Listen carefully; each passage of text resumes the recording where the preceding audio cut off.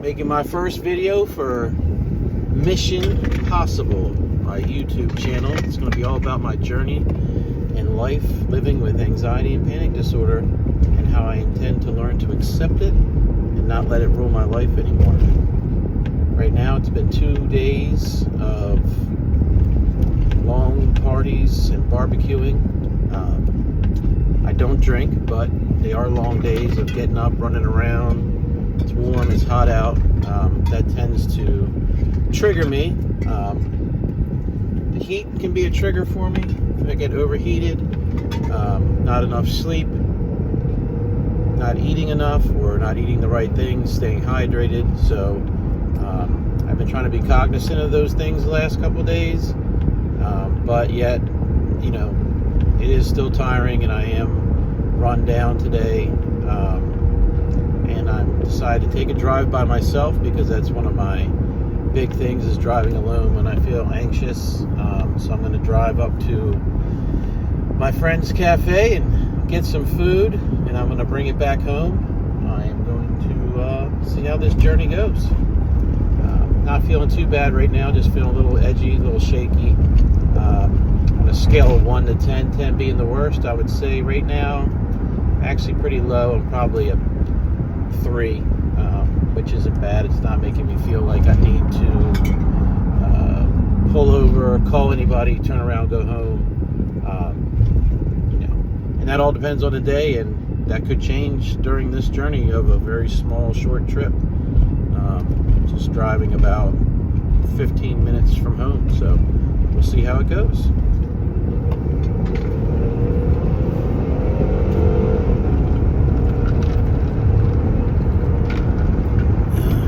Any of you out there have any problems driving short or long distances?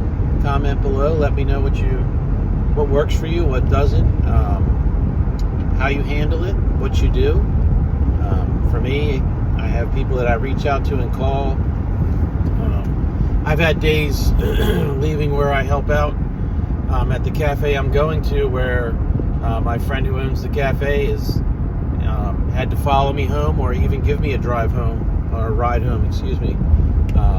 Many days she has followed me home just to make sure that I get there without having a panic attack, or if I am feeling anxious, she follows me, which is very kind of her. And you know, those days can be very difficult. And her following me is what I consider a crutch. Something that if I do too much, I start to depend on it. And last week, I was telling myself that I didn't need to do that, and trying to do it less, and really only use my access to that if I really need it. Sometimes when I go in there and help out, it's very busy, running around, and then the adrenaline that builds up from running back and forth all over a restaurant. For those of you who have worked in restaurants know, during peak times it can get crazy. Then after all that subsides and it's time to finish up and leave, it's kind of like the adrenaline dump per se that your body feels, just like after you run a race, or do any kind of sports or physical activity. And a lot of people, that feeling doesn't faze them. It doesn't make them feel any different. They're just like, oh, I'm tired. I just need to go and take a rest, take a shower, rehydrate, eat something. But for me, sometimes that makes me feel anxious. The physical sensations, I overthink them. I start to, worry if something's wrong, or,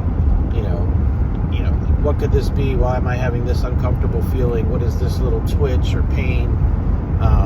But, I need to accept that, those are just normal bodily functions, and, sensations, not really functions, sensations that a person would have after running around for 6 hours in a restaurant.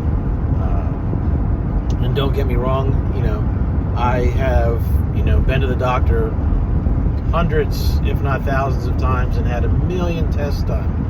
I've had EKGs, I've had blood work done, I've had my blood sugar checked, I've done every test that I can think of and that the doctor can think of, and everything always comes back negative.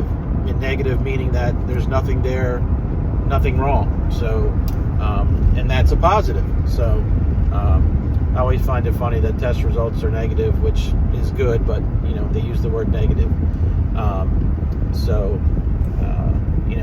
I wouldn't, anybody that's dealing with anxiety or panic, I definitely suggest that, you go get yourself checked out first of all, especially in the beginning.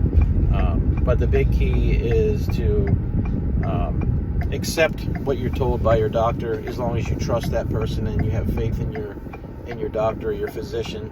And once you've done that, whether it's once, twice, 3 times, and you've been diagnosed with anxiety or anxiety and panic, at that point, my only advice is that you have to accept that is what it is and stop feeding yourself things in your head that it's not. Stop Googling or Yahooing or whatever search engine you're using to try to find out, oh, what is this, pressure in my forehead? Well, you have sinus problems, that's probably what it is. If you've been checked out by the doctor, the biggest thing I tell people is you have to accept it. Like I said, as long as you trust them. I completely trust my doctor. Over 20 years, she's been one of the greatest, people and advocates for me, and helped me many times. She's even done tests that she knew I didn't need, but did those tests to, give me peace of mind, which is, what I'm searching for many times. So, I actually made a decision last week, and that's why I'm starting these videos. And that decision was that I am going to go on Mission Possible. I'm going to accept my anxiety and panic, and I feel like the more you accept it and take care of yourself and learn what your triggers are and how to accept them and not put yourself into situations, then you will win in the end. It's not about beating panic. It's not about beating anxiety. Everybody has levels of anxiety. Some people, like myself, have anxiety and panic disorder, and that is just, when there's a chemical imbalance, whatever it is that caused that. I'm not a doctor or a, social worker or any type of therapist, but I've been seeing them for 20 years now, and, I've always been told and believed that, there's so many factors that can, for each person, it's, past childhood traumas, things that happened in your life, moments, PTSD for some people, whether that's, traumas in personal life, whether it's military, whatever that may be, you have to, in my opinion, you have to speak with a therapist and, find a way to work through those past situations, to give yourself, just to give yourself happiness and no longer dwell on those problems and those thoughts. I really never dwelled on them a lot. I had a lot of things go on, especially in my childhood, that weren't pleasant.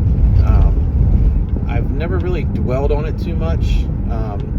However, there are things that can be in the back of your mind that can really, get you, and you're just not thinking about it maybe in the forefront, but it's there. So, I'm not saying that's the case with everybody. Myself, one of my biggest things is I make jokes to, when I'm uncomfortable or in situations like that. So, I don't know how other people deal with it besides the few people that I talk to about it, but you gotta work through these things.